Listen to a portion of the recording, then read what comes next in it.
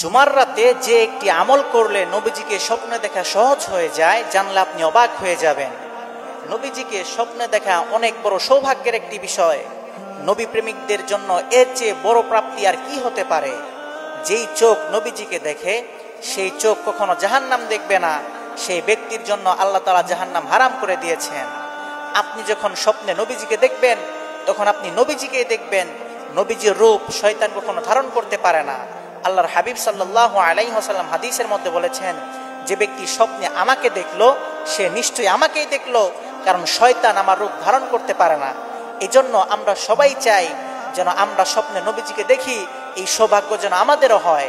আপনি যদি চান নবীজিকে স্বপ্নে দেখতে, তাহলে অবশ্যই প্রত্যেক জুমার রাতে একটি আমল করবেন। মনে রাখবেন, জুমার দিন কিন্তু অনেক ফজিলতপূর্ণ একটি দিন, গুরুত্বপূর্ণ একটি দিন, এমনকি আল্লাহ তাআলার কাছে মহান দিন।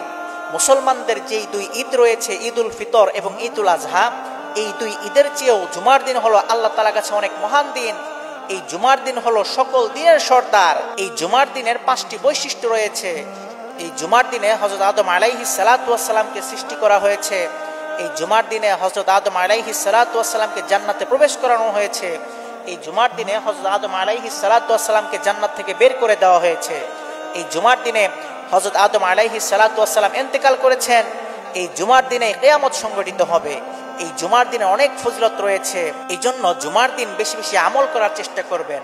একটা হাদিসের মধ্যে আল্লাহর হাবিব সাল্লাল্লাহু আলাইহি ওয়াসাল্লাম বলেন, প্রত্যেক আদম সন্তানের আমলনামা বৃহস্পতিবার দিবাগত রাত অর্থাৎ জুমার রাতে আল্লাহ তাআলার কাছে পেশ করা হয়। যারা আত্মীয়তার সম্পর্ক ছিন্ন করেনি, আল্লাহ তাআলা তাদের আমলনামা কবুল করেন। আর যারা আত্মীয়তার সম্পর্ক ছিন্ন করেছে, তাদের আমলনামা আল্লাহ তাআলার কাছে গ্রহণযোগ্য পায় না, আল্লাহ তাআলার কাছে কবুল হয় না। এই জন্য জুমার রাতে বেশি বেশি আমল করার চেষ্টা করবেন। জুমার দিন যেমন ফজিলতপূর্ণ একটি দিন, তেমনি এই দিনে রয়েছে অনেক ফজিলতপূর্ণ আমল। বিশেষ করে আপনি যদি জুমার রাতে এই একটি আমল করতে পারেন, তাহলে স্বপ্নে নবীজিকে দেখা আপনার জন্য সহজ হয়ে যাবে। এখন প্রশ্ন হচ্ছে, এই আমলটি কিভাবে করবেন?